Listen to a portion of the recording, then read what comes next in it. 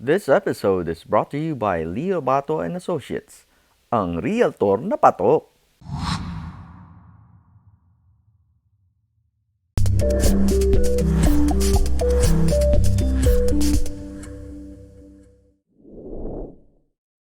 I did 6 days worth of rehearsals with Baxter and the guys, and it was Easter Sunday was my day off.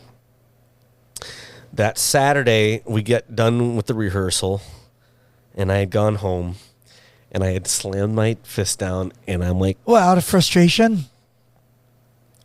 You know I'm going to ask questions, right? You're going to actually say cucumber. that's so stupid. One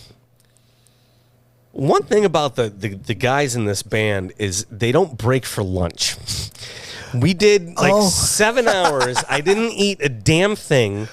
I got home and I said, okay, I'm going to do my taxes real quick because these taxes got to get done before I go on the road, and it's already April 5th. I think it was April 15th. I'm like, I know there's a couple extra days to do it, but I got to get my taxes done. And I'm just sitting there. I'm hangry. I'm so hungry. And I'm just like, and I'm trying to crunch numbers and do my own taxes. And my girlfriend calls. She's like, and I'm not blaming her by any means, but she's like, well, what do you want to have? I'm like, just bring me food. I need food. You have no idea how badly I need food right now. And she's like, well, what would you like? We can have sushi. We can have like tree bark off a tree that on the way. I just don't care. Put it on a plate. I'll eat it. Yeah, but we could have. I'm like, I'm trying dearly to justify my stupidity, but I slammed my fist down in anger, and I'm like, that didn't just happen. That didn't just happen. That doesn't feel good at all. And by the time she got there, I was, whimpering, and I'm like, this is not good. It got swollen right away. Well, it did, and it hurt like hell, and I ended up eating some garbage from, fast food, whatever. And should have said yes to sushi. I had sushi the night before. I didn't want sushi anymore. You're one of those girls, huh? Stupid. So just eat the damn sushi, man. Would have been healthy and lean. Right? No, I didn't eat the sushi. I tried to pretend like everything was okay, and I woke up that Easter Sunday morning, and my whole hand was black and blue. Damn. I said, okay, well, I guess we're spending the holiday in urgent care. We went straight to Cedars-Sinai, where rock stars go to die in Hollywood. I'm like, just take me to where everybody else goes when they do something stupid like this. And the doctor comes in, and she's like, that's not a good sign. The black and blue is pretty telltale. Is it micro? Was it micro fractures, or was it a big? It wasn't a hairline. There was pieces. Damn. There was pieces, and they did the X-ray, and I'm sitting there, and they're like, "Yeah, it's broken." Oh. And I'm like, so, I'm just okay. So how do I do this gig that I have? And they're like, "Oh no, you can't do this gig." I'm like, look. I'm doing this gig, so you need to put something on me that I can still play drums. And, God bless them, they played along with me. Okay, yeah, we're going to put something on you that you'll be able to play drums. Or whatever, right? What did they do? They put this splint that went from my elbow to here, and they got done putting it on me. I'm like, I can't play drums in this. And like, we know. You're not going to be able to play drums in this. You're not going on the tour. I'm like, okay. I'm not going to argue with you people anymore. And this was the first leg, right? This was, you guys haven't started? We got another week of rehearsals. Oh, shoot. And then a week off, and then East Coast. I'm just like, okay, so I fought with them, and they're like, sir, what you do after you leave here is your business. I'm like, that's all I needed to hear. Walked out the door. I called He's a doctor friend of mine that does all my acupuncture, and I call him the rock doc, but that has a connotation from the 80s that Right. wouldn't be very good. They used to give you other things to get past the John pain. Taylor used to go. I know, right? yeah. We call it the reflex video. They call it the rock doc. They Yep. shooting his foot full of Yep. morphine and giving him cocaine, Yeah. to keep him up. Yeah. That wasn't this. That was, hey, this is what's going on. He's like, all right, come to the office. And we cut the thing, off, and he gave me this other brace. He basically made it, because I was in a mad panic. I was, Yeah.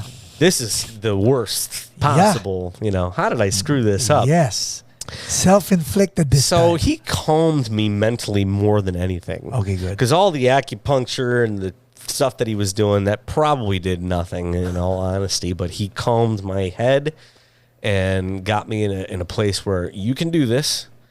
And, so I had one, brace for non-playing time. And then this other wrap that probably did nothing anyway. I was just, maybe sort of like kinesiology. Those it held, tape, it held things together, I guess. But chiropractors do. I played the East Coast tour with a broken hand, and it was painful as hell. But they knew about it because it was kind of hard to hide. When I showed up on Monday, wearing this contraption, and I'm trying to, hey fellas, how was your, day off? And CJ looks at me, he's like, what's I'm like, non-issue? Non-issue. Okay, I'm gonna ask again. Cool. So I still hadn't picked up a drumstick until he's like, all right, count off the first tune. I'm like, ow. Every hi-hat beat was just excruciating. Yeah. Oh yeah. This is eighth note city and 16th notes. And bang, bang, bang. Tom Phil. Ouch. And yeah. So we played the entire 90-minute set. And I'm like, okay, yeah, that was painful, but I did it. Yes. We took a break, and Skunk's son Fender is one of our road crew, and he's there, and he's like, dude, what's up with the hand, man? I'm like, just don't worry about it, man. Everything's good. But relentless. Hey, man, you need any ice for your hand? Is your hand okay? All freaking day. Don't worry about the hand, man. It's all good. So we get done with the set the second time through, and now it's like 7 p.m. It's ready to call it. And, okay, boys, we'll see you tomorrow. And Skunk and CJ walk out to the parking lot.